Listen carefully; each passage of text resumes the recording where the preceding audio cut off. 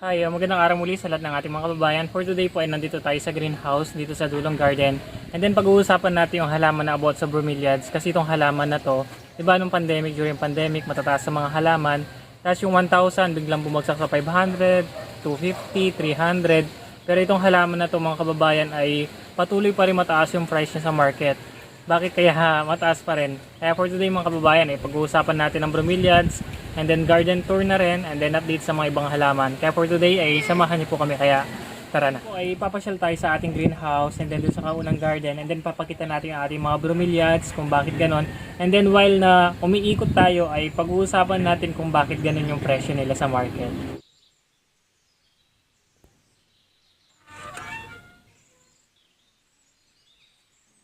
Ayun po yung ating mga bromeliads sa ating driftwood landscaping. Ayan sila, napakaganda nila and then lush na lush kasi pag ganito na pumasok na yung bare months ay talagang napakaganda nila. Ayan yung orange, tapos ayan yung violet.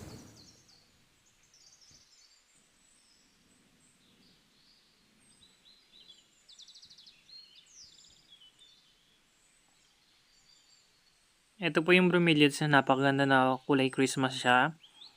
Ayan po ay sold out lagi yung kanyang pops. Ganon din po si high voltage na tiger. Ganon din po itong pink na to ay mabenta siya. Nagkaroon ng anak kaso naka-reserve na po. Ayan naman ay pula. Common lang po yan. Yung dito po banda ay kakaayos lang. Kanina po, as in kanina lang siya kasi lumambot yung lupa dito. Tapos kakatila lang ng ulan. Ngayon lang talaga umaraw. Tapos kung nakikita yung difference niya, ito po ay kinuha namin dun sa isang greenhouse. Talagang naliliman sila. Dikit-dikit talaga sila. As in wala silang spacing. Hindi katulad dito sa driftwood landscaping. Ay diba nakita natin sila, napakakulay talaga nila. Unlike dun sa mga dikit-dikit. Kaya yung mga bromeliads nyo, baka pag green sila, bakit hindi lumilitaw yung kulay nila, ay check po natin sila, baka nalililiman sila, wala silang spacing, or nasa ilalim sila ng mga puno. Para lumitaw yung kulay nila, ilagay natin sila sa sunlight, tapos lagyan natin ng ganyan, ng net po. Siguro yung net namin ay 50% shade siya, para hindi masaktan yung ating mga bromeliads. Ito po yung mga tinatawag na mga strawberry na bromeliads, na strawberry roan po ata yun. Ito po yung may sunlight. Ayan. Look at the difference po. Diba? Pag nakukuha niyo yung tamang sunlight, tapos tamang spacing, ay maganda siyang tignan. Unlike nito, ayan, green lang siya. Kaya ngayon po, ay nilagay namin sila dito. Ayan, hintay lang tayo ng 2 to 3 months, ay balik na po sa dating, kulay niya. And then maganda na ulit. Ito rin po, kakalagay lang po kanina dun dito, para bumalik yung kulay niya. Pero ito po yung kanyang kapatid. Ayan. Kung titignan niyo po yung kapatid niya, 'di ba? Ayan. Napaka-lush color niya. Ang ganda, parang bouquet, 'di ba? Unlike nito na walang araw, ganyan siya. Kaya kung gusto niyo pong gumanda yung mga bromeliads niyo, ilagay natin sila sa mga ganito. And then budgetan natin ng net, mura lang naman 'yan. Meron ngayon sa Shopee or sa mga online selling ay 1 by 1 buy 1 take 1. Ayan. Lahat po ng nandito ay pinapakulay namin yan kasi hindi pa talaga lumitaw yung kulay niya. I-update ko po kayo after 2 months or 3 months sa ating mga bromeliads dito. Titignan natin sila kung talagang babalik yung kulay nila. Yan, napakarami po nila. Pero iba po dito kasi talagang nasa pwesto na ito and then may tamang sunlight sila ay na-achieve na nila yung palash color nila katulad po nito. Ayan. Ito naman po yung mga pups ng ating mga rare na bromeliads. Yung ganyan po kalaki, bago siya maging mother plant, 5 to 6 months po bago niya ma-achieve yung ganyang kalalaki na pinapakita natin. Tapos po ito po yung parang Christmas bromeliads na tatlong kulay siya. Yan, meron siyang anak kaso naka-reserve na po. Magkakaroon po tayo ng available na pups nun sa katapusan ng September and then October po. Tapos yan yung ating mga bromeliads na pinapakulay, ang dami nila. At ito po yung bago nating harvest na pups. A few days ago naka-harvest tayo ng 80 or 100 pieces. Ready for release yan ngayon pong October, November na i-design natin sa garden pag hindi nabenta. Tapos, some pea spots sa direct sunlight ay naglagay po tayo.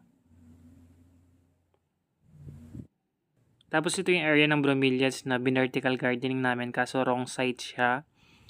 Kasi po, natanggal yung kulay ng ating mga bromeliads. Ayan po, ay mataas na pader. Tapos may punong malaki ng duhat.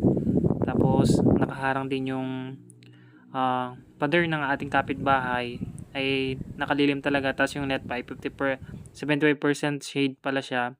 ay natanggal po yung kulay ng ating mga bromeliads. Kaya tinanggal ko po sila, binaba sila para makareceive sila ng sunlight. And then 3 weeks pa lang kakababa, ayan, medyo nagpupula na sila. Siguro mga 2 to 3 months ay balik kulay na po ang mga yan. Pansin nyo dito sa area, medyo hindi na ganun kaganda yung tignan kasi yung mga ibang bromeliads dito ay naiwan yung laki. Yung iba nag-giant na, ayan. Katulad nito, giant na siya, giant na yon. Natatakpan niya na to, hindi na lumilito yung ganda. Ngayon papalitan natin yan in the next day na pantay-pantay yung size para maganda silang tignan. Ito naman po yung mga bromeliads na naliliman dito sa Calathea. And then yung creeping fig vine ay umakyat sa net. Totally naliliman yung dito, ayan sila. Ganyan yung mangyayari pag naliliman yung bromeliads nyo tapos napabayaan, magiging green. Di ba parang hindi siya maganda? Unlike dun sa may tamang sunlight siya. Tapos mag-anak ito once in a blue moon lang, kaya mahal talaga yung presyo niya. Mag-aanak lang or magpo-propagate lang ang bromeliads ng marami once na nag-flower siya. Kaso yung mga bromeliads after 6 years, 5 years, 4 years ay doon pa lang sila mag-flowers. Unlike sa mga common, konti lang yung lifespan nila. Yung mga common na may puti tas may pink or pula ay madalas sila mag-flowers, kaya madalas sila mag-anak. Kaya yung presyo ng common ay mura lang, 50 pesos, 80 pesos, 100. Unlike dun sa mga rare, talagang sobrang dalang lang mag-anak.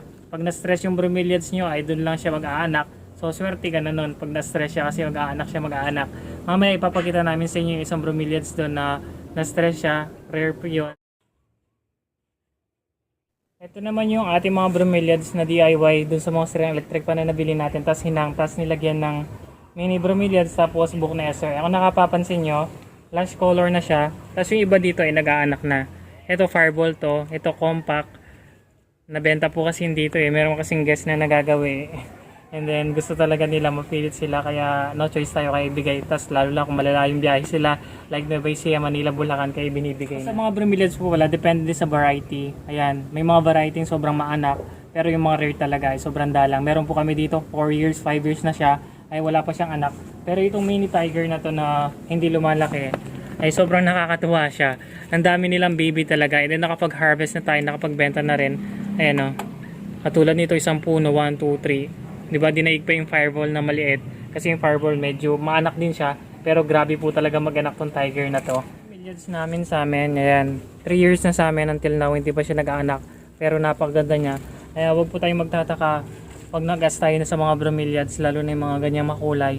Ay yung small lang, 350 to 500, 600. Ay talaga kasing ang bagal nila mag-anak. Kaya mahal po yung mga price talaga nila. Unlike sa mga common. Ito naman yung bromeliads na nabili natin na ng pop noon. Nabili natin siya ng 1-3, natawad natin ng 1-2. Ilang dahon lang siya ng 3 or 4. Tingnan nyo siya, mag-8 months na siya sa garden. Hanggang ngayon, ganun pa rin siya kalaki. Ito po yung shark attack. Kaya dito sa kanyang mga thorn, kaya tinawag siyang shark attack. Kaya napaka-rare po nito. Yung mother plant nito ay umaabot ng 5,000 po. Nakita nyo po yung bromeliads dun sa kabilang garden na yung pink talaga na lush. Ito po yung nanay niya na na-stress. Ayan. Hindi siya nag-flowers pero hindi na siya lumaki. Na-stress siya tapos nagkakabutas-butas kasi parang naano po ito sa araw na bilad. Ayan, na-stress siya. Nakapag-harvest na tayo ng 4 na baby and then may sumunod na 2. Sa katapusan ay pwede na pong i-harvest to. Ayan. Pero at least kahit na-stress siya ay nag-iiwan siya ng baby para i-propagate. Diba? Napapansin nyo, napaka-cute nito. Ayan, family rin siya ng air plant or bromeliads. Siguro bromeliads kasi yung mga flowers na ganito, may mga bromeliads na may flowers na ganito. Bromeliads sa amin na yung nanay niya, 4 years to 5 years na siya. At isang beses pa lang po siya nag-anak at ito po yun. And then ang dami nagkakagusto nito kasi napakaganda niya. And then full pink talaga, lalo na pag nakaka-receive siya ng sunlight. Ito naman po yung bromeliads na nabili natin ng 1.9 na naka-sale noon pero yung price niya nasa 4K 3.5. Na-stress po siya, hindi na siya gumanda, hindi na rin nagkaroon ng bagong dahon. Siguro nanibago po siya sa environment kasi from Thailand po ito. Pero yung mga baby po niya, ayan, naka-harvest na kami ng 6 babies, ayan, may papalabas na naman. Pero yung mga anak po niya, ayun, talagang acclimatized na yung climate sa atin. Ang ganda po ng usbong niya. Ngayon, meron pong isa dito na nakatira. Kaso, reservation na rin po ito, nabili na po Kukuhanin next week. Ayan siya. Ang ganda. Ito po yung mga common bromeliads na direct sunlight sila. Kaya sinasabi ko po sa inyo, medyo mura to. Yung mga FAP nila ay nasa 50 pesos. Pag lumaki ng konti, 80. Yung fully grown na ganito, 100 pesos. Ay wala pa siyang flowers pero napakarami niya ng baby. Ayan. Ito po ay ready for harvest na yung iba. At yung iba hindi pa po. This one po hindi pa po pero itong dalawa pwede na. And then yung soil natin dito ay coco cubes or pure na ipa. Kami po available pure na ipa. Kaya pure na ipa yung gamit namin.